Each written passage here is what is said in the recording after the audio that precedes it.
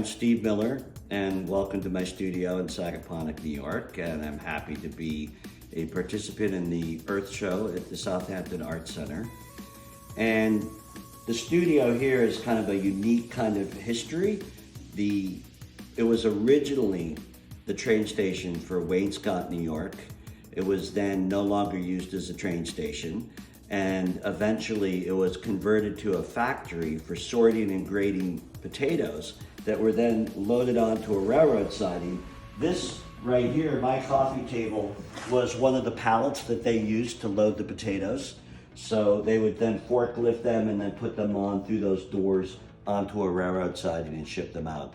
Potato industry went south for various reasons. One is because potatoes were used for frying, and the water content of the potatoes here was greater than you could use in McDonald's. So this crop went to Puerto Rico, and it is still continually tricked. The biggest contract is going to Puerto Rico. So this was then abandoned again when the potato industry went to shipping instead of railroads, and it was converted by the artist Frank Stella in the mid-70s. And then in 1980, I started renting the studio, begged Frank every year, sell it, sell it, sell it.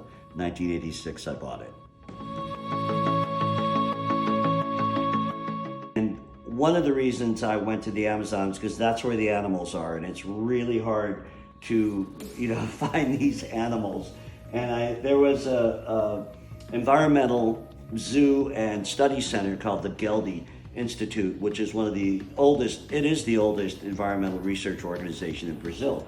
And they had sloths, which caught my attention because they're such amazing animals and they're unbelievably friendly. And we took a sloth, and a baby sloth, and we took them to a hospital. It actually took x-rays of them. And then I had the x-ray printed on glass. But in order to give a little more impact to the piece, once it was on the glass, I took a high-powered rifle and I shot the glass to just sort of give that broken glass look. There's also a great piece by Marcel Duchamp called The Broken Glass, or The Bride Stripped Bare by Her Bachelor's Eve. And I thought, this would be a great way to conceptually tie myself to an art historical moment and to literally show the impact of the environment on really the decimation of the species, and what Elizabeth Colbert calls the sixth extinction.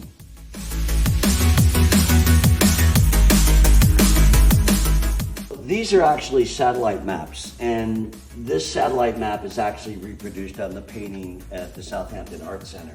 So what's bright pink in this is what's been cleared.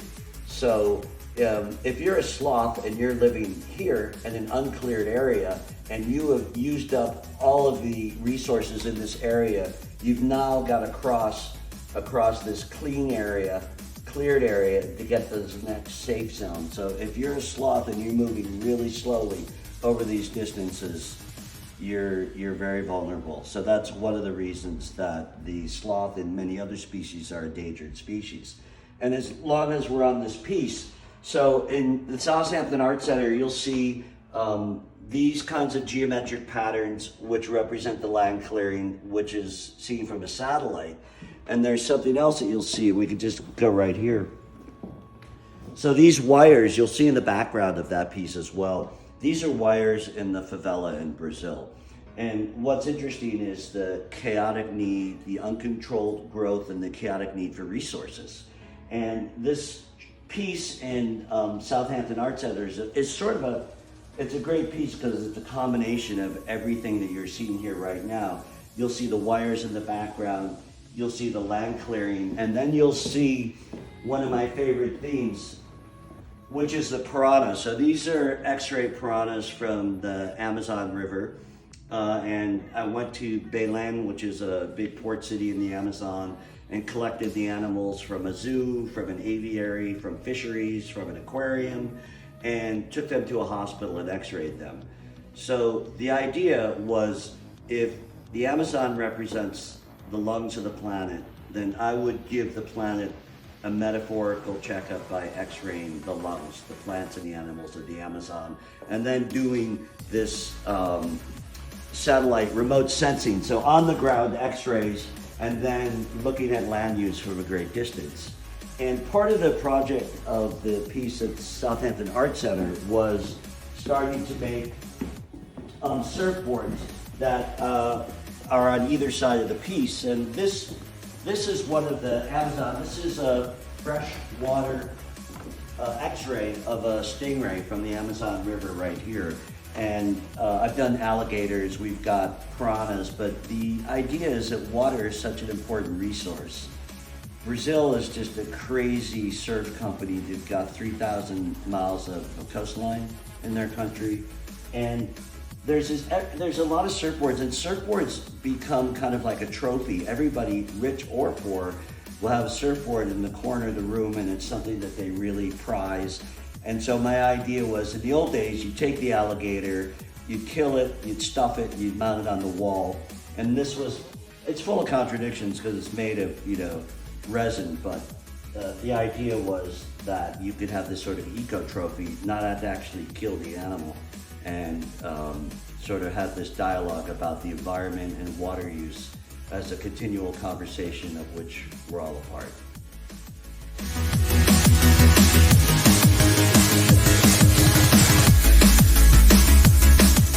And with every surfboard, I started making skate decks because I was in a museum show in Brazil about skating and surfing. It's a really big part of the culture. And the concept was, how do you get this conversation about the environment as a daily conversation amongst people? And so, one thing I did was, this is an x-ray of fish in the Amazon swimming that we took. And this idea of movement. So let's see.